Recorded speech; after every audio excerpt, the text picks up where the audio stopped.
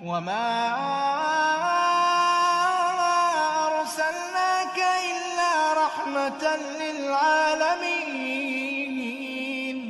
قل إنما يوحى إلي أنما إلهكم إله واحد فهل أنتم مسلمون؟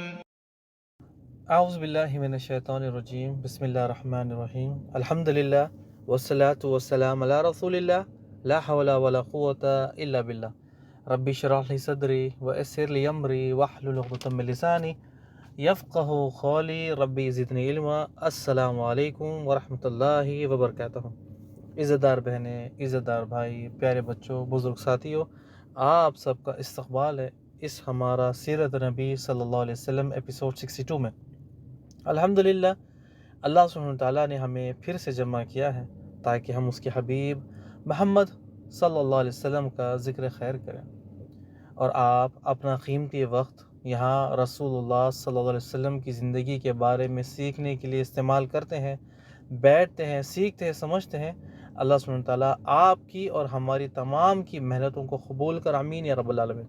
اور اللہ سبحانہ وتعالیٰ آپ کا اور ہمارا بیٹھنا قبول کر، اور جو سبق ہے رسول اللہ صلی اللہ علیہ وسلم کی زندگی میں، اللہ سبحانہ وتعالیٰ ہماری تو مدد کر، اللہ ہم اسے سمجھے بھی اور اپنے دل اور دماغ میں محفوظ کریں۔ رسول اللہ صلی اللہ علیہ وسلم کی زندگی جاننا ہمارے لیے بہت ضروری ہے اگر ہم اس دنیا میں زندگی گزارنا یا یہاں اپنی زندگی کو سیدھی لائن پر لے کر جانا، یا ہمیں پرابلمز کو فیس کرنا یا تکلیفوں کو برداشت کرنا، تو رسول اللہ صلی اللہ علیہ وسلم کی زندگی جاننا بہت ضروری ہے۔ دنیا میں تو بہت زیادہ فائدے ہیں، لیکن آخرت میں رسول اللہ کا ساتھ ہے، جنت کی نعمتیں ہیں، جنت کی تمام چیزیں فری میں استعمال کرنا ہے۔ لیکن جو دنیا کی جو زندگی ہے 30 40 50 60 100 یا 200 سال، اسے دنیا میں کیسے گزاریں، تو اس کا جو ہمارے لیے مثال ہے، ہمارے لیے سبق ہے، یہ تمام رسول اللہ صلی اللہ علیہ وسلم کی زندگی سے جڑے ہوئے۔ اللہ سبحانہ وتعالیٰ قرآن مجید میں فرماتا ہے کہ ہم نے رسول اللہ کو آپ کے لیے نمونہ بنایا۔ تو نمونہ ہے، اگر رسول اللہ ہے تو پھر ہمیں ان کی اطاعت کرنی ہے، ان کو فالو کرنا ہے، ان کی باتوں کو سننا، سمجھنا، عمل کرنا ہے۔ لاپرواہی کرنے کی وجہ سے دنیا میں بھی نقصان اور آخرت میں بھی نقصان۔ لیکن جب ہم رسول اللہ صلی اللہ علیہ وسلم کی زندگی کے بارے میں دنیا میں ہی فائدہ اگر اٹھانا ہے، ہمیں اپنی زندگی کا لطف اٹھانا ہے، تو پھر رسول اللہ صلی اللہ علیہ وسلم کی زندگی جاننا، سیکھنا، اس پہ عمل کرنا ہے۔ دنیا میں سب سے پہلا فائدہ رسول اللہ صلی اللہ علیہ وسلم کی زندگی جاننے کا کہ ہمیں قرآن سمجھ میں آ جاتا ہے۔ قرآن جب نازل ہوتا تھا، آپ صلی اللہ علیہ وسلم اور صحابہ موجود تھے، کس وقت میں کون سی قرآن نازل ہوئی، کس وقت میں کون سی وحی کا نزول ہوا، کس سورے کو رسول اللہ صلی اللہ علیہ وسلم نے کہاں پڑھا، مکی زندگی میں یا مدنی زندگی میں، یہ ایک ایک چیز ہمیں اس سیرت سے ملتا ہے۔ جب رسول اللہ صلی اللہ علیہ وسلم کی زندگی میں تکلیفیں آتی تو آپ کیسے مقابلہ کرتے ہیں؟ جب ہم یہ سیکھیں گے تو ہماری زندگی میں جب پرابلمس آئیں گے تو اس کا حل رسول اللہ صلی اللہ علیہ وسلم نے کیا بتایا، وہ ہم یہاں سے سیکھیں گے۔ سیرت میں ایک جگہ نہیں، ہر موڑ پر رسول اللہ صلی اللہ علیہ وسلم نے ہماری رہنمائی کی ہے۔ کئی سارے پرابلمس کا سلوشن اسی سیرت میں موجود ہے۔ اگر کافر تکلیف دیتا ہے تو کیا کرنا ہے؟ صبر کرنا ہے۔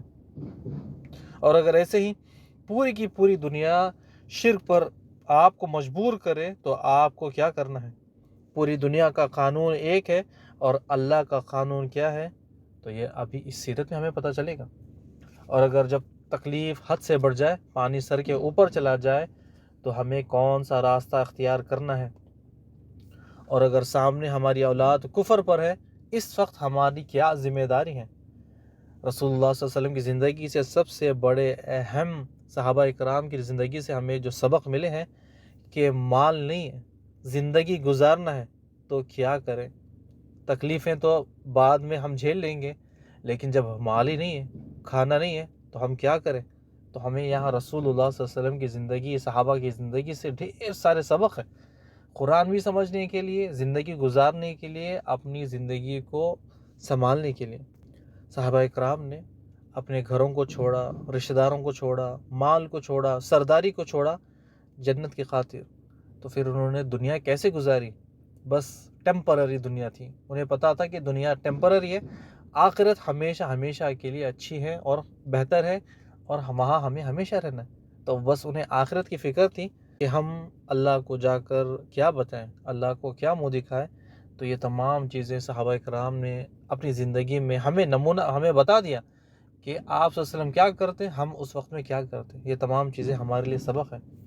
لاسٹ ایپیسوڈ میں آپ نے سنا تھا کہ مکہ والوں نے مسلمانوں کو دھمکی دی کہ آپ ہم سے بچ کر مدینہ چلے گئے اور وہاں جا کر یہ نہ سمجھنا کہ امن و سکون کی زندگی گزاریں گے.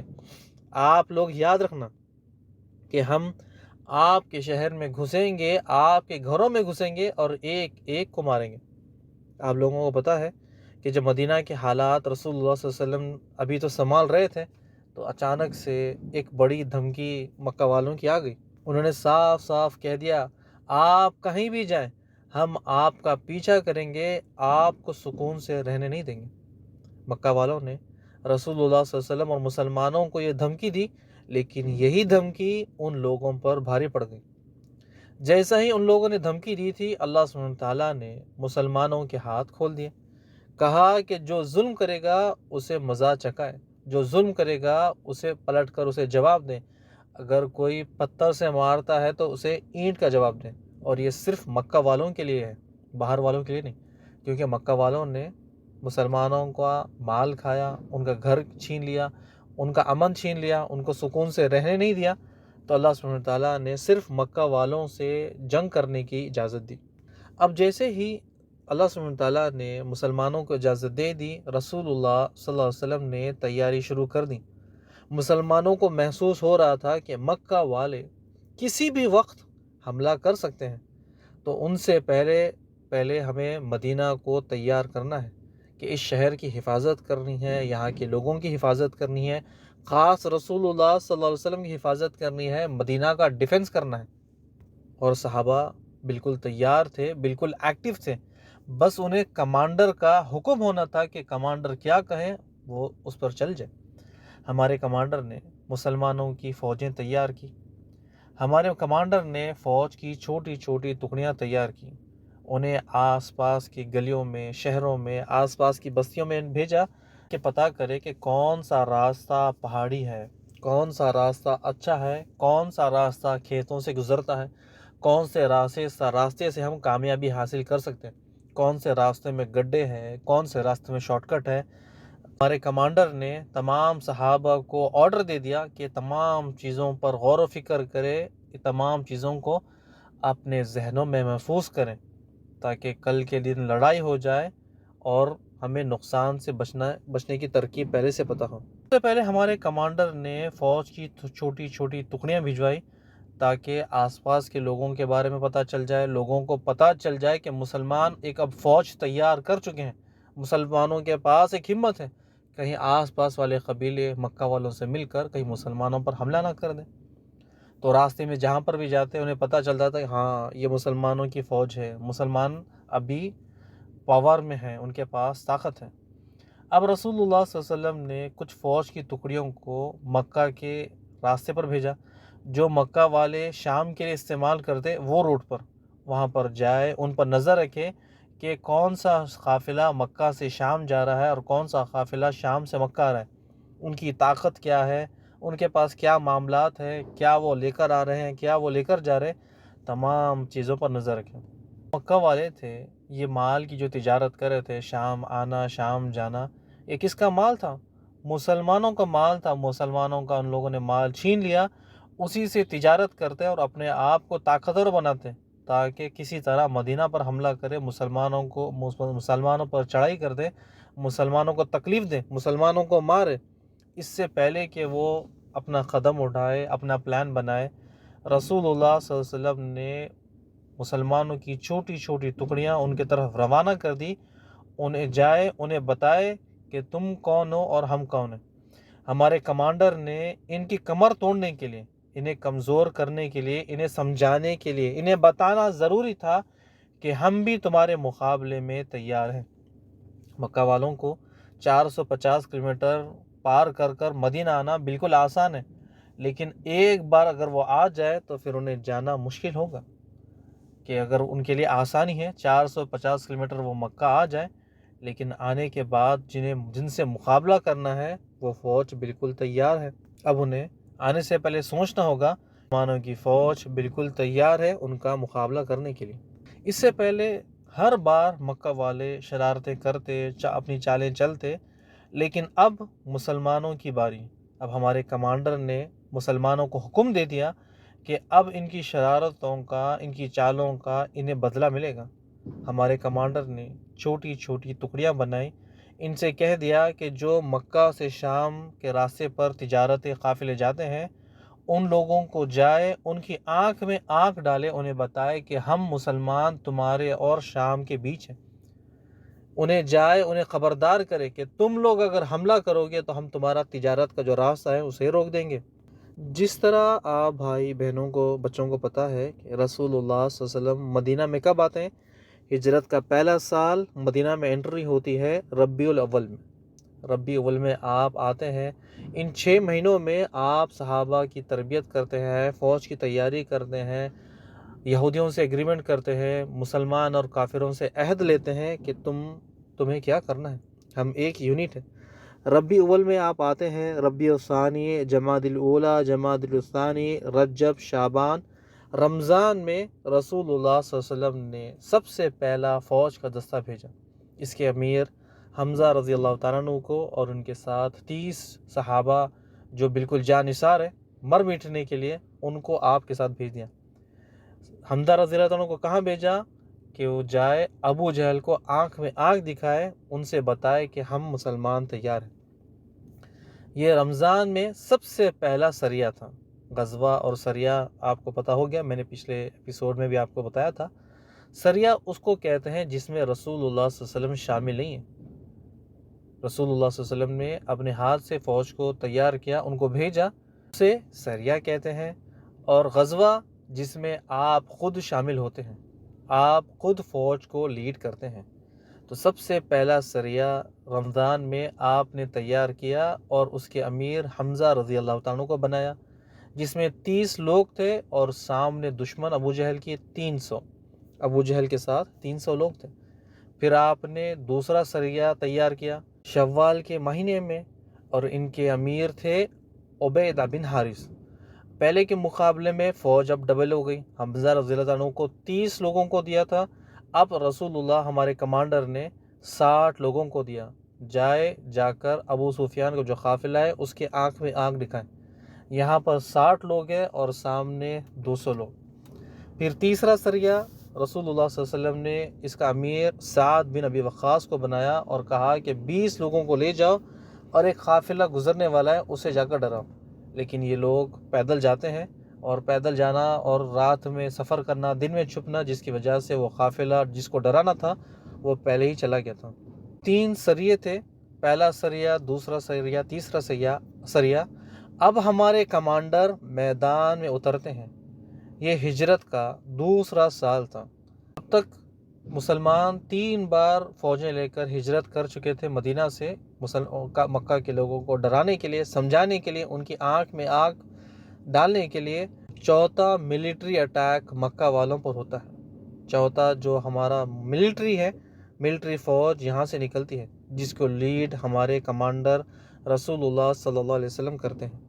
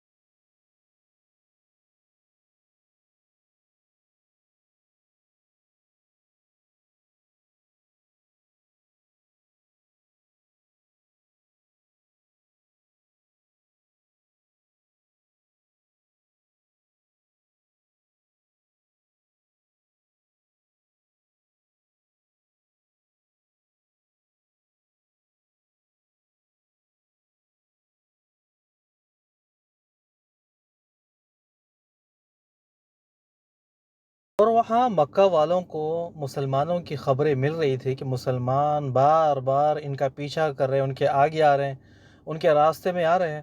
ابو جہل تمام سرداروں کو جمع کرتا ہے دارالندوہ میں، ان کو گرم کرتا ہے، کہتا ہے چلو مدینہ، مسلمانوں کو مزہ چکھاتے ہیں۔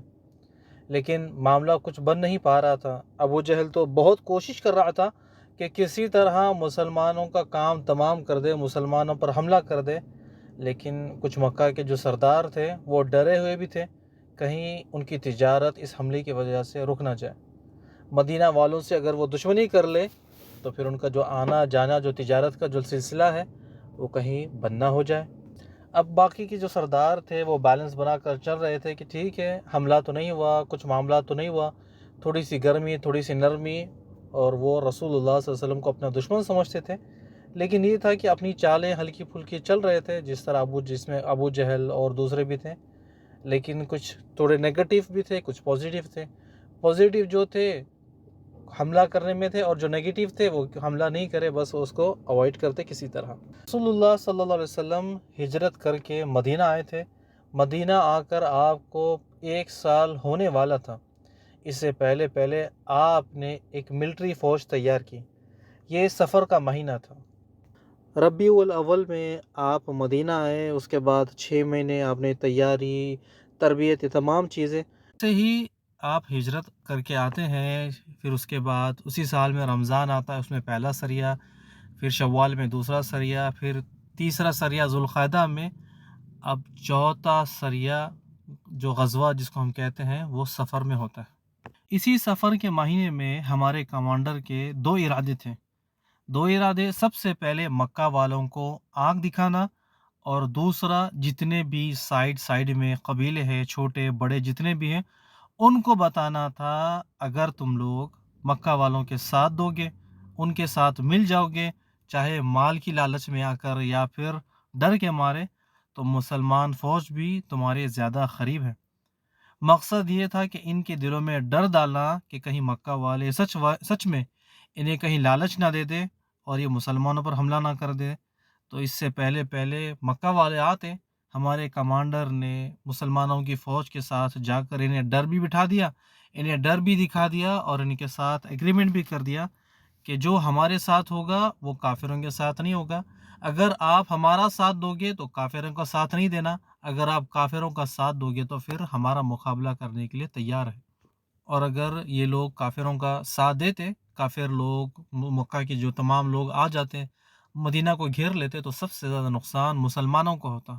اس سے پہلے کمانڈر نے ایسی پلاننگ کی کہ ان سب کو ڈرا بھی دیا، سمجھا بھی دیا، ان کے ساتھ ایگریمنٹ بھی کر لیا کہ آپ نیوٹرل رہے، نہ آپ لڑے نہ فائٹ کریں، آپ اپنی جگہ پر ایک جگہ رہیں۔ 3 سریوں میں ہمارے کمانڈر چھوٹی چھوٹی ٹکڑیاں دے کر بھیجتے تھے، جاؤ مکہ والوں کو آنکھ دکھاؤ، ان کو ڈراؤ، ان کے راستے میں آ جاؤ۔ اب خود ہمارے کمانڈر غزوے کے لیے نکلتے ہیں، اب خود وہ ایک فوج کو لیڈ کرتے ہیں۔ آپ کے ساتھ 70 جانثار صحابہ جمع ہوتے ہیں۔ آپ مدینہ سے نکلنے سے پہلے سعد بن عبادہ کو مدینہ کا امیر بناتے ہیں۔ یہ بار بار امیر تبدیل ہوتا رہتا ہے، میں انشاءاللہ اس کو آخری میں لوں گا کہ کیوں امیر تبدیل ہوتے ہیں۔ جب آپ مدینہ کو چھوڑ کر جائیں تو آپ کے پیچھے کوئی پیچھے سے حملہ نہ کر دے، اسی لیے ایک امیر بنانا ضروری تھا تاکہ وہ مدینہ کے جو معاملات ہیں کنٹرول کرے۔ دشمن بالکل آس پاس ہے، اگر انہیں پتہ چلا کہ مسلمانوں کے لیڈر باہر ہے، وہ غائب ہیں، تو انہیں موقع مل جائے گا اور وہ حملہ کر دیں۔ اسی لیے ہمارے کمانڈر ہر بار اپنے ساتھ اپنے پیچھے ایک امیر کو چھوڑتے جو نماز بھی پڑھائے اور مدینہ کا کنٹرول سنبھالے رکھے۔ اب ہمارے کمانڈر کو پتہ چلتا ہے کہ ایک قافلہ تجارت کے لیے نکلا ہے، شام سے مکہ جا رہا ہے۔ ہمارے کمانڈر نے 70 صحابہ کو لیا اور ان کی طرف بڑھ گئے۔ یہ مسلمانوں کا سب سے پہلا غزوہ، پہلے سریے تھے، یہ مسلمانوں کا سب سے پہلا غزوہ جس میں ہمارے کمانڈر موجود تھے، اور حمزہ رضی اللہ تعالیٰ عنہ علم اٹھائے ہوئے تھے، یعنی جو جھنڈا تھا وہ جھنڈا پکڑا ہوا تھا، جو جھنڈا وائٹ کلر کا تھا۔ اب ہمارے کمانڈر مدینہ سے نکلتے ہیں، مکہ کا راستہ پکڑتے ہیں، تقریباً 200 کلومیٹر تک جاتے ہیں، جس جگہ کا نام ابوا تھا، وہاں رسول اللہ صلی اللہ علیہ وسلم کی ماں کا انتقال ہوا اور انہی کو وہیں پر دفنایا گیا۔ آپ مدینہ سے نکلے تھے جس قافلے کو پکڑنے کے لیے آپ کو پتہ چلا تھا کہ یہ مکہ سے شام جا رہا ہے تجارت کے لیے، آپ کے پہنچنے سے پہلے وہ قافلہ گزر گیا۔ یعنی بار بار قافلے مس ہو رہے ہیں، ناکامی ہو رہی ہے، وقت ضائع ہو رہا ہے، بس ایسی تمام چیزیں نہ سوچیں۔ اس وقت میں نہ میپ تھا، نہ کار تھی، نہ پلین تھا جو ٹرانسپورٹ کے لیے استعمال کر سکیں، صرف اونٹ اور گھوڑے تھے۔ رات میں چلتے، دن میں آرام کرتے، نمازیں پڑھتے، رسول اللہ صلی اللہ علیہ وسلم صحابہ کی تربیت کرتے، قرآن کی وحی نازل ہوتی، یہ آہستہ آہستہ یہ تمام چیزیں ہوتی۔ آپ یہ نہ سوچیں کہ بار بار قافلے کو اٹینڈ کرنے جا رہے ہیں اور قافلے مس ہو رہے ہیں۔ اور اس سے ہمیں ایک بات صاف پتہ چل گئی کہ ہمارے کمانڈر نبی محمد صلی اللہ علیہ وسلم کو علم غیب نہیں تھا۔ علم غیب انہیں نہیں تھا۔ اگر علم غیب ہوتا تو وہ ایگزیکٹ جو جگہ ہوتی وہاں پر پہنچ جاتے اور مقابلہ کر لیتے۔ وہ جاتے، اس سے پہلے قافلہ نکل جاتا، وہ جاتے ان کو قافلہ چکمہ دے کر نکل جاتا۔ تو پہلے سفر کے لیے کوئی چیز، کار، پیٹرول، نیویگیشنز، میپ یہ نہیں تھے، اور دوسرے اس کے ساتھ ساتھ رسول اللہ صلی اللہ علیہ وسلم کو جو اللہ بتاتا وہ انہیں پتہ چلتا، اپنی طرف سے غائب کی چیزیں ہمارے کمانڈر کو پتہ نہیں تھی۔ اب مدینہ سے تو نکلے تھے، 200 کلومیٹر کا سفر کر لیا، لیکن قافلہ ہاتھ نہیں لگا۔ لیکن اس سفر کو ہمارے کمانڈر نے مسلمانوں کے لیے فائدہ مند بنایا۔ اس غزوے میں ہمارے کمانڈر نے ایک قبیلے سے ملاقات کی جو اسی جگہ پر تھا، ابوا نامی جگہ کے قریب۔ نام تھا بنو زمری۔ بنو زمری والوں سے ہمارے کمانڈر ملتے ہیں، ان سے ایگریمنٹ کرتے ہیں، سب سے پہلے ان سے بات چیت کرتے ہیں، اگر تمہیں ہمیشہ امن میں رہنا ہے تو پھر ہمارے ساتھ ہاتھ ملا لو۔ تم کبھی یہ نہیں سوچنا کہ تم ہم پر حملہ کرو گے اور ہم تم پر حملہ کریں گے۔ اگر تم ہم پر حملہ کرو گے تو اس کا بدلہ تمہیں پھر اس سے زیادہ ملے گا، اور اگر تم ہمارے ساتھ ایگریمنٹ کرتے ہو تو ہم تمہاری مدد کریں گے، تم ہماری مدد کرو، تمہاری آواز پر ہم آ جائیں گے اور ہماری آواز پر تم آ جانا۔ آج اگر تم لوگ ایگریمنٹ کرتے ہو، تمہارا مال، تمہاری بیوی، بچے سب امن میں ہیں، اور اگر تم لوگ مکہ والوں کی مدد کرو گے تو یہ سوچ لو کہ جب مکہ والے حملہ کرنے سے پہلے ہم تمہارے قریب ہیں۔ تو اگر تم ہمارے ساتھ ایگریمنٹ کرتے ہو، نیوٹرل رہتے ہو، نہ تم ہمارے خلاف جاؤ نہ تم ہمارے ساتھ آؤ، نہ مکہ والوں کے ساتھ آؤ نہ مکہ والوں کے ساتھ ملو، تو اس میں تمہارا بھی فائدہ ہے اور ہمارا بھی فائدہ ہے۔ اور جب تم ہمیں آواز دو گے، کوئی قافلہ، کوئی قبیلہ تم پر حملہ کر دے گا تو ہم تمہاری حفاظت کریں گے۔ جب بھی تم کسی مسلمانوں کو آواز دو گے تو مسلمان جماعت تمہاری حفاظت کے لیے آ جائے گی۔ اس طرح ہمارے کمانڈر نے ان کے ساتھ ایگریمنٹ کر لیا، اور یہ ایگریمنٹ بالکل ضروری تھا کہ کہیں، جس طرح آپ کو پہلے بتایا تھا کہ کہیں مکہ والے ان سے مل کر مسلمانوں پر حملہ نہ کر دے، اور جب مسلمانوں پر حملہ کرے تو مسلمانوں کی تعداد کم ہے، اور جب کافروں کی تعداد زیادہ ہو تو زیادہ نقصان مسلمانوں کو ہو۔ ہمارے کمانڈر ان سے ایگریمنٹ کرتے ہیں، ایگریمنٹ کرنے کے بعد واپس مدینہ آ جاتے ہیں۔ اب سفر کا مہینہ ختم ہوتا ہے، اب جیسے ہی ہجرت کا دوسرا سال شروع ہوتا ہے، ہجرت کا دوسرا سال جب شروع ہوتا ہے، ربیع الاول آتا ہے، ایک بار پھر ہمارے کمانڈر کو خبر ملتی ہے قریش کا ایک قافلہ تجارت کے لیے نکلا ہے، اس کا سردار امیہ بن خلف ہے۔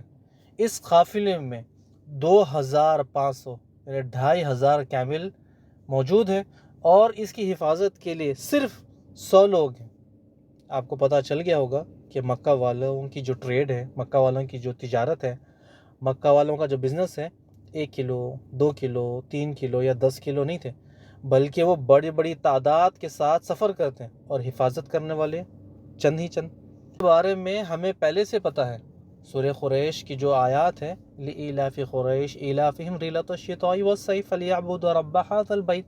قریش کے لوگوں کے ساتھ اللہ کی بہت بڑی فضیلت تھی، کیونکہ یہ کعبے کے متولی تھے، کعبے کو دیکھ بھال کرنا، حاجیوں کی مدد کرنا، حاجیوں کو کھانا کھلانا، اسی لیے اللہ سبحانہ تعالیٰ نے ان کے پر بڑی فضیلت کی۔ ان کے قافلوں کو کوئی ہاتھ نہیں لگاتا، وہ جب چاہے شام جاتے، جب چاہے یمن آتے، ان کو ہاتھ لگانے والا کوئی نہیں۔ اور سب سے زیادہ تو یہ اس واقعے سے ڈرتے جو ابرہہ والا واقعہ تھا۔ تمام عرب کے آس پاس کے لوگوں کو پتہ تھا کہ قریش والوں کے ساتھ عرب موجود ہیں، ابراہا نے مکہ کعبے کو توڑنے کے لیے کوشش کی، 60,000 کا لشکر لے کر چڑھ گیا، لیکن ایک بھی زندہ گھر واپس نہیں آیا۔ تو اب جو امیہ بن خلف ہے وہ 2,500 یعنی 2,500 کیملز لے کر قافلے کو چلتا ہے، اور اس کی حفاظت کرنے والے کتنے لوگ؟ 100 لوگ بس۔ ہم امیجن کریں کہ یہ کتنا بڑا قافلہ تھا، 50 اونٹ 100 اونٹ ایک ساتھ لائن میں چلے تو ہم خوش ہو جائیں گے، ہمیں پتہ چلے گا کہ ماشاءاللہ یہ اونٹوں کا جو قافلہ ہے وہ تو بہت بڑا ہے۔ لیکن امیہ بن خلف 2,500 کیملز یعنی 2,500 کیملز کے اوپر کیملز ہیں، ان کے اوپر تجارت کا سامان، سوچے کتنی بڑی ان کی لائن ہوگی، کتنا بڑا وہ قافلہ ہوگا کہ سنبھالنے والے 100 اور تجارت کا اماؤنٹ کتنا زیادہ ہوگا۔